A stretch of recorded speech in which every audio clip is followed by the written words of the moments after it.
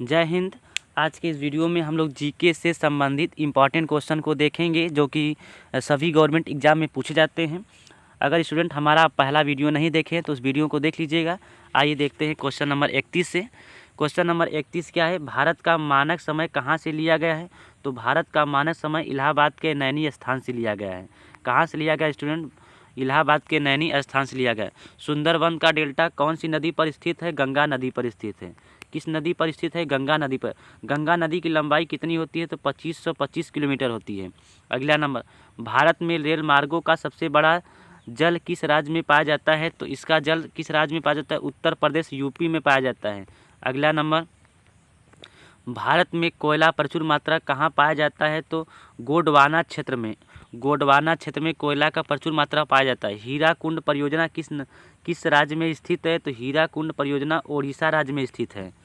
अगला क्वेश्चन, विश्व में चांदी का सबसे बड़ा उत्पाद कौन सा देश है? तो मैक्सिको है। मैक्सिको चांदी के लिए प्रसिद्ध क्षेत्र है। अगला नंबर, बाकू किस लिए प्रसिद्ध है? तो बाकू खनिज तेल के लिए प्रसिद्ध है। खनिज तेल के लिए कौन सा क्षेत्र प्रसिद्ध है? तो बाकू है। अगला नंबर 38, विश्व का सबसे बड़ा ईंधन कोष्ठ उत्पादन कौन सा देश है? तो भारत है। अगला नंबर, पृथ्वी के कितने प्रतिशत भाग पर पर्वत का विस्तार है? तो 27% भाग पर पर्वत का विस्तार है। अगला 40 नंबर, भारत का प्रवेश द्वार किसे कहा जाता है? स्टार मारिएगा। भारत का प्रवेश द्वार मुंबई को कहा जाता है।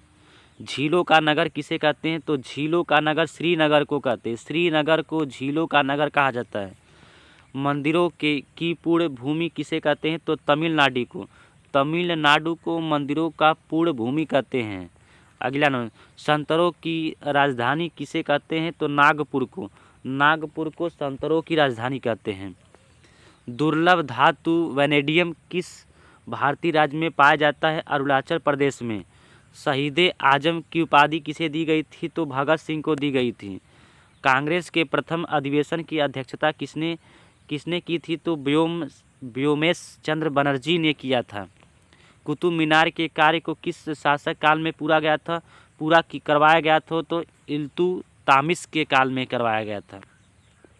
पहाड़ी कटार एलोरा के विश्वविख्यात कैलाशनाथ मंदिर का निर्माण किसने करवाया? तो राष्ट्रकूटों ने करवाया था। बनारस हिंदू यूनिवर्सिटी बीएचयू की स्थापना किसने करवाई थी? मदन मोहन मालवीय ने करवाया था। स्टार मारिए। कहाँ पर स्थित है? तो अपने यूपी के बनारस जिले में है। अगला नंबर, शहीजे हिंद किस नगर को कहा जाता है? सिराजे हिंद किस नगर को कहा जाता है? तो जौनपुर को। जौनपुर ऐसा शहर है जिसे सिराजे हिंद कहा जाता है। कविराज किस गुप्तकालीन का शासक कहा जाता है? तो समुद्रगुप्त के गुप्तकालीन शासक को क्या कहा जाता है? तो कविराज कहा जाता है। अगला नंबर, सत्यमेव जयते युक्ति कहाँ से ली गई है? तो मुंडको उपनिषद में से लिया गया है। मुंडकोप उपनिषद में से सत्यमेव जयते लिया है। जैन धर्म के अंतिम तीर्थकार कौन थे? महावीर स्वामी 24वें तीर्थकार थे। जैन धर्म के प्रथम तीर्थकार कौन थे? तो ऋषभदेव थे। और द्वितीय कौन थे? और 23वें नंबर कौन थे? तो क्या बताएंगे? 23वें नंबर थे पारसनाथ थे। अगला नंबर, प्रथम भारतीय फिल्म राजा हरिश्चंद्र के निर्माता कौन है? तो दादा साहब फाल्के हैं। दादा साहब फाल्के पुरस्कार किस क्षेत्र में मिलता है? तो फिल्म के क्षेत्र में मिलता है। किस क्षेत्र में पाया जाता है? तो फिल्म के क्षेत्र में दादा साहब फाल्के पुरस्कार मिलता है। अगला नंबर, भारतीय राष्ट्रीय कांग्रेस 1947 ईस्वी में दिल्ली अधिवेशन की अध्यक्षता किसने की थी? तो डॉक्टर राजेंद्र प्रसाद ने की थी। अगला नंबर, ऊर्जा संरक्षण दिवस कब मनाया जाता है? तो 14 दिसंबर को ऊर्जा संरक्षण दिवस मनाया जाता है। किस देश ने मृत्युदंड की सज़ा को समाप्त कर दिया था? तो वह था हम लोग का काजिस्तान था। काजिस्तान ऐसा देश है जो मृत्युदंड की सज़ा को समाप्त कर दिया था। अगला नंबर, भारत छोड़ो आंदोलन किसके वायसराय इस समय के वायसराय कौन थे? तो लॉर्ड लिथगो थे। लॉर्ड लिथगो हम लोग के किसके वायसराय थे? तो भारत छोड़ो आंदोलन के, लिथगो। कंप्यूटरों में प्रयुक्त आईसी चिप किसकी बनी होती है? तो सिलिकॉन की बनी होती है। कंप्यूटर से पूछा गया क्वेश्चन एसएससी सीजीएल के एग्जाम में। भारत की प्रथम महिला पायलट कौन थी? तो प्रेमा माथुर थी। प्रेमा माथुर प्रथम भारत की पायलट बनी थी। विश्व का सबसे बड़ा महासागर कहाँ पर है? तो आर्कटिक महासागर। आर्कटिक महासागर को विश्व का सबसे बड़ा महासागर कहा जाता है। विश्व की सबसे छोटी पक्षी का क्या नाम है? हामिंग बर्ड है। राष्ट्रीय प्रतियोगिता स्वामी रंगनाथ कप किस क्षेत्र में दिया जाता है? तो हॉकी के क्षेत्र में। हॉकी के क्षेत्र में, हॉकी के खेल में कौन सा पुरस्कार मिलता है? तो स्वामी रंगनाथ कप मिलता है।